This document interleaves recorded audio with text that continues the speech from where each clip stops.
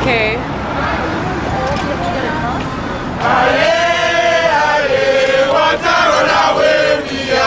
When I remember the struggle, I remember Ngozi. What a runaway we are. What a runaway we are. What a runaway we are. What a runaway we are. When I remember Jonathan, I remember the struggle. What a runaway we are. What a runaway we are. What a runaway we are. What a runaway we are. When I remember Kofi, I remember what a runaway we are. When I remember Jonathan, I remember subsidy. What a runaway we are.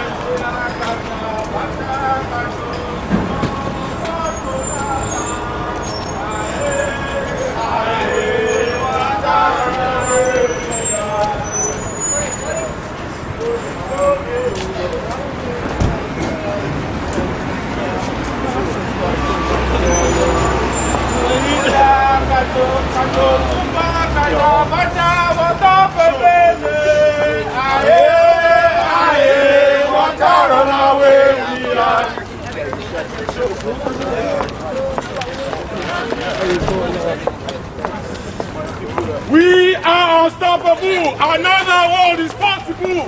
We are unstoppable. Another world is possible. We are unstoppable. Another world is possible. We are unstoppable. Another world is possible. We are unstoppable. Another world is possible. We are unstoppable. Another world is possible. Depuis ce matin, les manifestations ont commencé depuis Mafesan Square, pas très loin de la Maison Blanche, et ils ont fait un tour à la Maison Blanche. Et pour les gens de l'expression française, parce que tout a été fait ici en anglais, les frères nigérians protestent contre le prix du carburant, et ils protestent contre la politique du gouvernement nigérian. Ils disent que la majorité de ces gens-là qui instaurent la mauvaise politique au Nigeria sont venus de cette banque, la Banque mondiale. Et ils sont venus manifester contre cette politique et contre la politique du président Jonathan.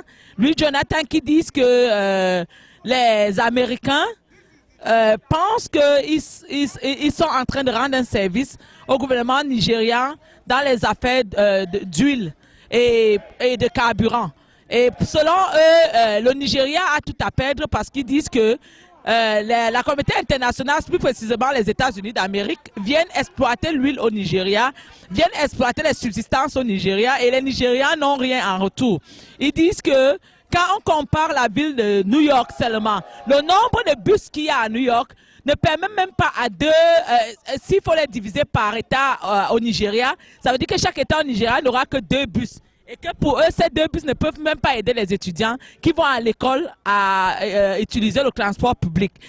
Beaucoup de critiques ont été faites ici et c'est ce qu'on voit généralement dans les rues, c'est que les citoyens africains commencent à penser qu'ils en ont marre de la politique extérieure en Afrique. Ils pensent que l'Afrique devrait arrêter de souffrir.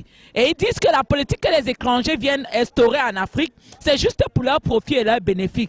Et c'est pour ça que la communauté nigériane aujourd'hui est sortie des maisons pour venir manifester leur mécontentement contre la politique du président Jonathan et ses gouvernants, contre les leaders, le ministre des Affaires financières et de l'énergie à Washington, qui a travaillé, selon eux, ici à la Banque mondiale et qui a été affecté au Nigeria Pour eux, la politique que ce ministre instaure au Nigeria ne profite pas à la population nigérienne. Donc, nous vous avons fait vivre cet événement. Comme d'habitude, nous serons toujours là pour vous tenir en alerte contre tout ce qui est de va-et-vient ici, dans la communauté africaine précisément. Nous sommes justement là en train d'écouter les intervenants de cette manifestation. Vous les avez vus un par un. Afrique Mon Afrique TV n'a plus que résumer pour vous en français un seul mot: l'Afrique devrait arrêter de souffrir. Les communautés européennes, américaines viennent en Afrique pour piller l'Afrique. Et c'est pour ça que les Africains aujourd'hui ont commencé à se lever pour passer leur message à cette communauté. Leur dire: arrêtez, vous avez assez pillé l'Afrique, assez pour les Africains de souffrir comme ça. Donnez un peu à l'Afrique, donnez un peu à ceux qui désirent profiter des fruits de l'Afrique, c'est-à-dire la population. C'est pour ça que vous allez toujours voir des manifestations comme ça. Et ils ont pensé que leur cible à tagler, c'est Washington DC. Ils ont critiqué la politique du président Barack Obama parce qu'ils disent qu'il fait partie de ceux-là qui n'aiment pas l'Afrique. Dans l'Afrique Mon Afrique TV, Doudou Tekle Ngoulé, c'est mon nom. Nous sommes là à la Banque mondiale pour vous faire vivre cette manifestation de nos frères nigérians, dont nous sommes de tout cœur en solidarité. Parce que, comme dit le Nigeria, Africa must stop suffering. L'Afrique doit arrêter de souffrir au 21e siècle. Ça en est assez, ça en est trop. Enough is enough, comme on dit. Et il est temps que les populations africaines commencent à se lever et parler pour leur communauté.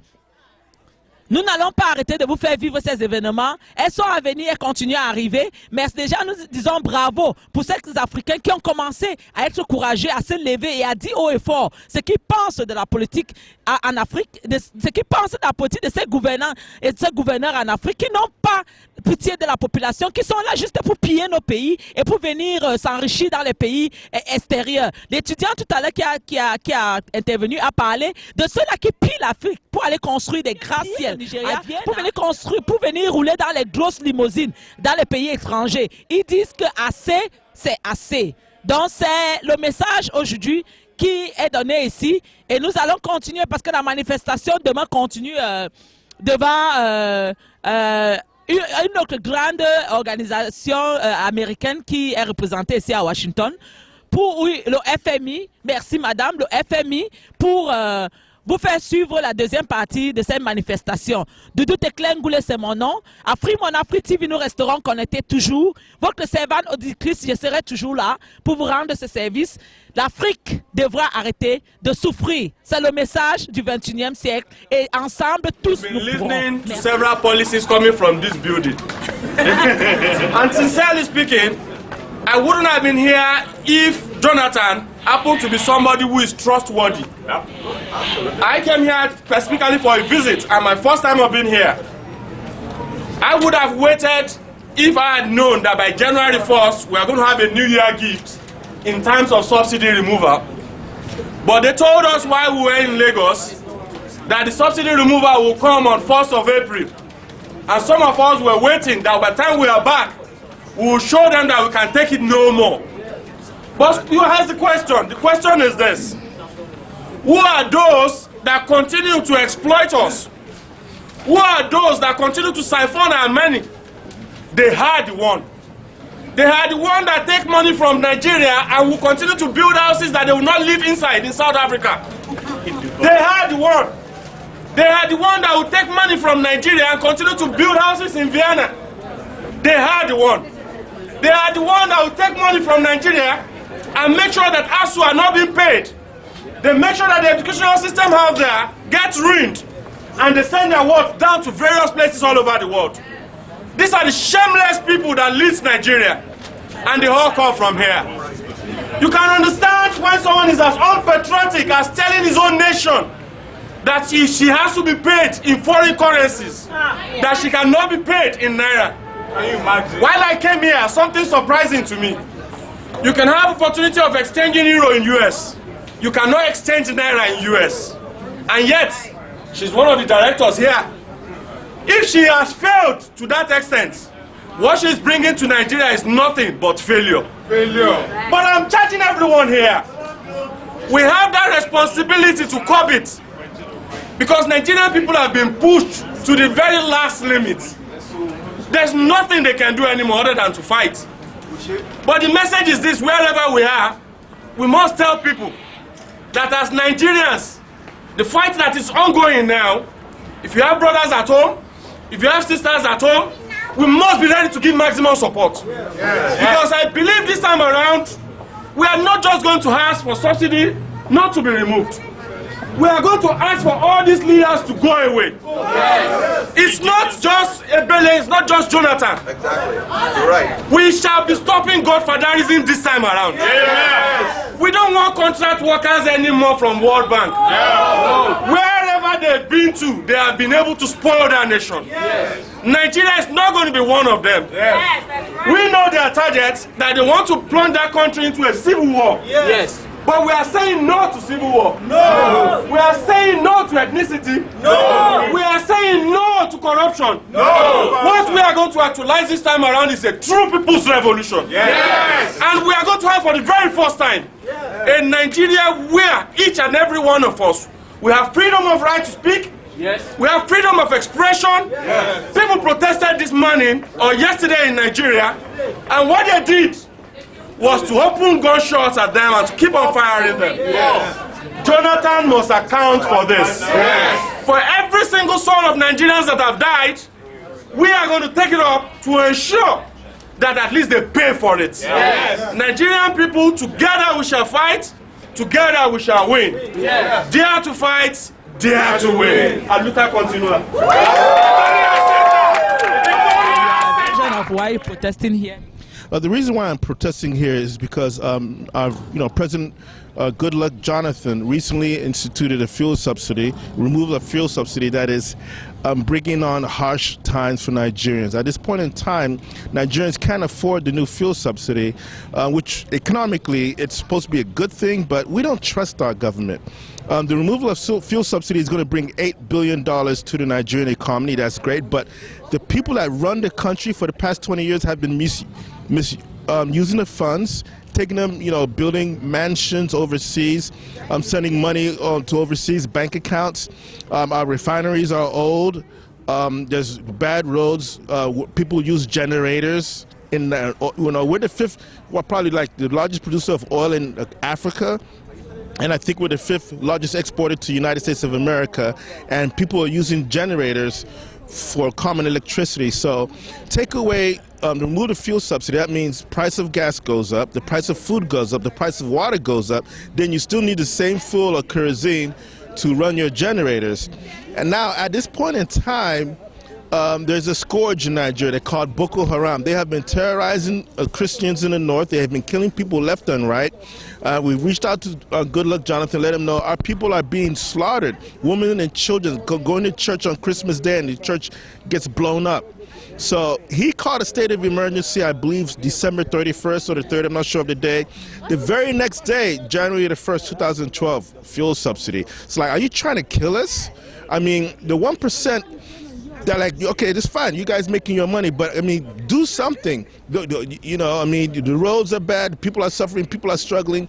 Now they're making life difficult. People are dying. People are suffering. As far as I'm concerned, there's too much apathy in Nigeria, and they don't care. Yeah, the question we always asking people when they protest around here, do you think that by protesting here in Washington is going to change anything? I think the changes already start because of the protesting in Nigeria, London, and America. President Goodluck Jonathan actually made a speech a couple of days ago to, Miss Ngozi Uwela. She also made a couple of speeches. They see what's going on. They see people protesting. Thank God for Facebook, Twitter, and the internet. They see what is going on. So they're trying to, so he made this speech a couple of days ago trying to say, well, I'm going to get 1,600 buses. We have 150 million people. I don't know how all of them can fit inside the bus. we're going to build a road. He's saying things that should have been done before. We've heard that story before. We do not trust him. We don't trust the government. The governors are keeping mum because that $8 billion, all of them are going to share it amongst themselves. Yeah, but they have type of game most of the time in African government. When people protest, they say good things just to cool people down, then nothing happens later on. You think that is going to really change? Well, what I see is that Nigerians have not really protested at this level before. You know, usually in the past, they would do what they want and people would just sit back and do nothing. Now people are standing up. So it's different. We just had the Arab Spring. You saw what happened in the Muslim countries like Egypt and Tunisia and other countries. So now people are standing up, people are speaking up. We voted them in. We can vote them out. Right? So they want to rule the country. They want to be billionaires, fine, but we can vote them out. They have to listen to the people. It's 150 million versus 1%. At some point in time, the pot's going to boil and it's going to kill over. I mean, people are getting tired. People are getting sick and tired of this. Yeah, but at the same time, people are getting sick or tired of African government. We saw some example in North Africa, but South Africa, like some of our country, these people still be re-electing themselves and the population cannot kick them out. I think that right now, as far as Nigerians are concerned, a lot of Nigerians are getting really upset. I think it's going to be a change. I don't know how long it's going to take, but I think it's a transformation. It's a process because we have to first change the way we think. We have to find it unacceptable for our leaders, for our governors, for our senators, for our ministers to just chop all the money that is meant for the people. We have to stand up and say no as a collective group. The problem we have in Nigeria, not everybody is standing up. People are just, you know, in most of the this is the excuse they give. We'll pray. Let us pray. Okay. Martin Luther King's birthday is next Monday. Okay. He's a reverend, right? Yes. He prayed, but guess what? He marched. He walked. He did sit-ins. He marched. He protested. He was beaten up. He was locked up. You know what I'm saying? That is, we need to pray, and then we need to get into. We need to action. You know, faith without works is dead. So Nigerians need to come out of that stupor, out of that, brain dead situation, out of that sleep. They need to wake up because we can't just sit there and say, oh, if I get up, you have to. If everybody rises up, I mean, we outnumber the people. We outnumber the 1%. We outnumber them. You know what I'm saying? It's true that in Africa, people think that people that really follow up Reverend Luther King example are people from North Africa, Arabic people. But looking at South Africa, South Sahara African, some people want to screw up, some people are backing up and they try to look at what you guys are trying to do. And I'm taking as example in Congo, Cameroon, Gabon, all these countries around South Sahara Africa, they really do not have that courage to screw up all of them and try to protect, like in Tunisia, like Egypt, like Libya. So what is the problem? I think leadership. We have the people in those Egypt and places like that. They had leaders amongst them who stood up, and then the people followed those leaders because they knew the leaders were doing a good thing. We don't have that many leaders in Nigeria that are ready to stand up for the people and do a good thing. We need leaders. We need people to stand up and not be afraid and say, this is wrong, let me help the people. The problem is the people who are in a position to do that, they're getting kickbacks. They're getting money under the table. They're thinking about their own pockets. They're thinking about, so that's the problem. But in the Arab world, we had young leaders like the guy, I think was in Egypt. Was it Egypt with the guy, the Google CEO or whatever? I mean, these people stood up and they're leaders and they were willing to go to jail. They're willing to die for their country.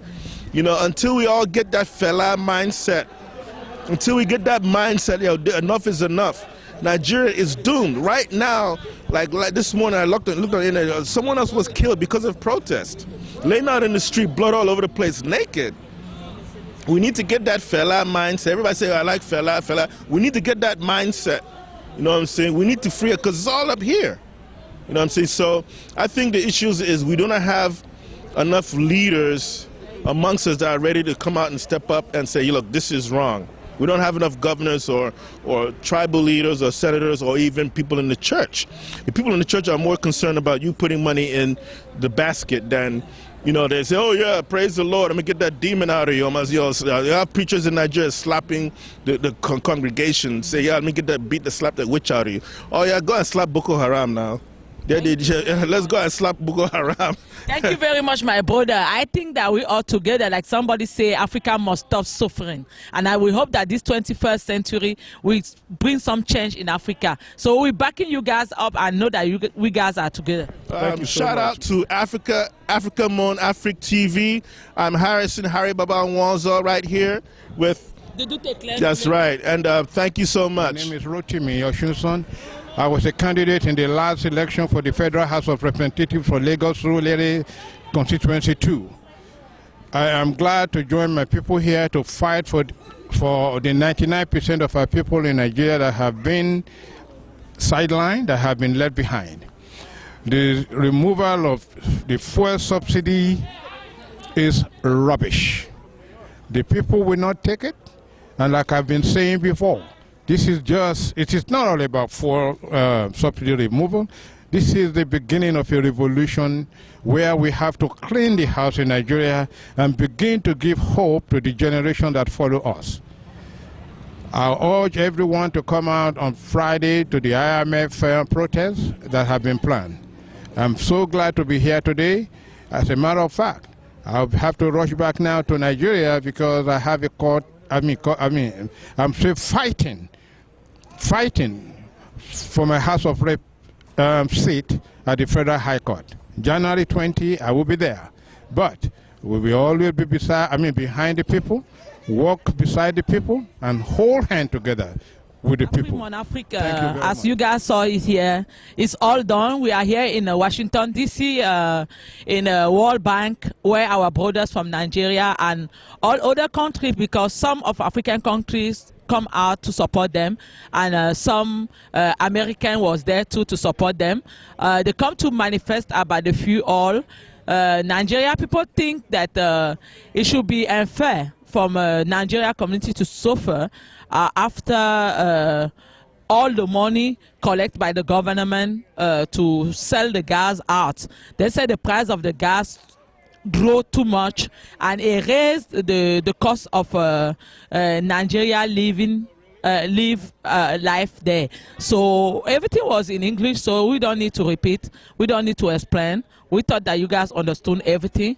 And Dudu Teklen Gule is my name. I stand from Afri TV, and I will always be there because Africa must stop suffering, like somebody said. We think that in the 21st century, it's time for African people to take their destiny in hand and really work from the good and the promotion life in Africa.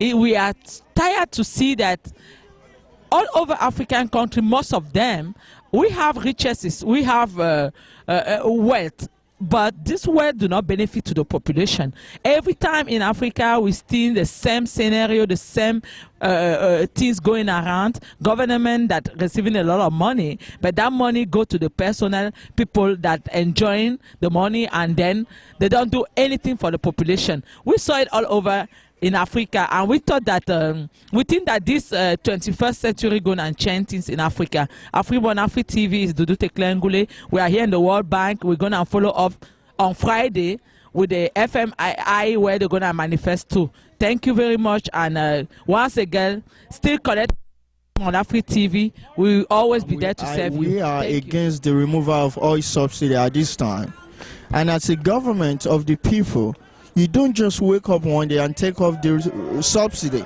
This is the livelihood of our nation. And even if you want to introduce that kind of policy, you have to give ample amount of time with strategies, with alternatives in place. But just waking up one day and removing it, it's wrong. And Nigerians are suffering. Everything has double. We're asking for the federal government of President Jonathan to revise the policy and obey the House of Representatives as they've asked the president to suspend or remove as of yesterday. We are against the suffering of the masses. We are against the suffering of our people, and we say no to oil removal, to fuel subsidy removal. Thank you. And you can even get back from Imo State because of all the issues that are going on as far as money going up. A normal ride from Lagos to going to Imo State was 4,000 naira. Now it's tripled up to 17,000 naira. So it's personally affecting me, and that's why I'm out here today, sacrificing my time at work to be here and raise my voice. So talk to people that don't know what fuel subsidy is all about. Can you give us a little bit more history on that? Okay, well, the fuel subsidy, because we're an oil-rich nation, was able to actually help provide a cushion for the Nigerians as far as it was at 65 naira, and now it's tripled up to 125 naira, depending on where you're from. So the fuel subsidy was actually a cushion for the people, and that's why people are protesting, because now it is tripled and doubled in a lot of states. Now, Somebody might wonder, you live here in America, I know you say your family is there. How does this affect your pockets directly? As far as money-wise. Money-wise, I mean, well, a lot of us actually send a lot of money back home to Nigeria.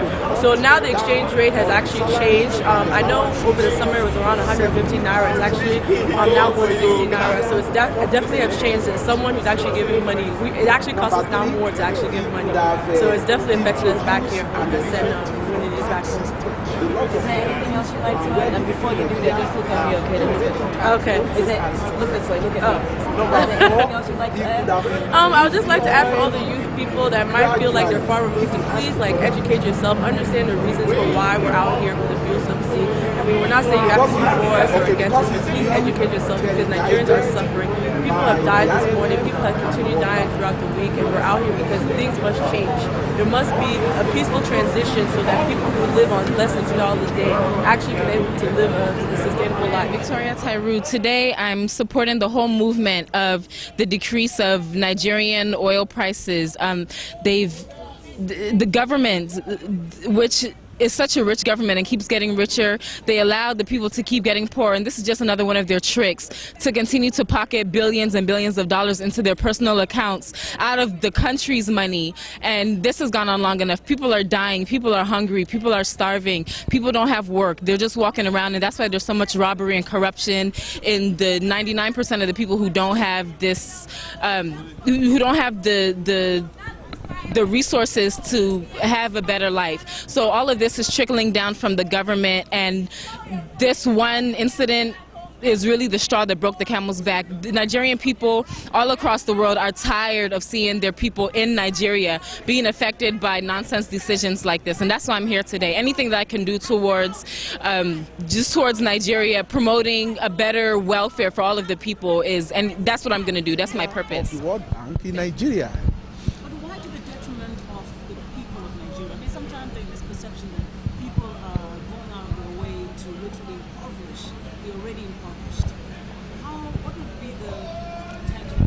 The reason is that they want to continue to have two different Nigerians. The 1% that control everything in Nigeria and the 99% to serve them forever. So your thoughts on what this will translate to in terms of change? Do you really think Mr. Jonathan will withdraw his call for an end of subsidies to the oil? He will do it if the struggle in Nigeria continues. Today, Nigeria was paralyzed. There were no services all over the country because everybody was on strike. So if they can keep it up, the president will be forced to back down. The National Assembly yesterday passed a bill advising the president to suspend the removal of the oil subsidy. There is nothing on the ground to take care of the masses. Now, prices of everything is up by twice or thrice all over Nigeria. And wages in Nigeria are one of the lowest in the world. Nigerian public elected officials are the highest paid in the world. A member of the Nigerian House of Representatives earns 4 to 5 times of what an American member of the House of Rep earns. A senator in Nigeria makes 4 times the salary of the American president. The country cannot sustain it. They are making the nation in the name of democracy and public service. Thank you, Mr. You're welcome. Nigerians in the diaspora or have the back, so. Now somebody might wonder, you live here in America, how does this affect your pockets? How does this affect my pockets directly? Well, I do send money back home, so anything that's happening there affects me actually directly. Not only that, but we are one of the top oil producing countries in the world. So eventually it's going to come here to the shores of America, and gas prices will go up here too. So Somebody might also ask and say the fuel subsidy removal is supposed to be a good thing. Why are you protesting against it? I'm for subsidy removal, actually. It's a great thing. What I'm against is what is going to be done with that money. We don't have the infrastructure in place yet to make sure that that money gets trickled down to the people that it needs to go down to. Right now, the average Nigerian is living off of $2 a day. We're trying to make sure that we actually can we can live better as a people. The fuel subsidy is a good thing. It's been around for 20 years, but we just don't have the infrastructure right now to spread the wealth, so to speak.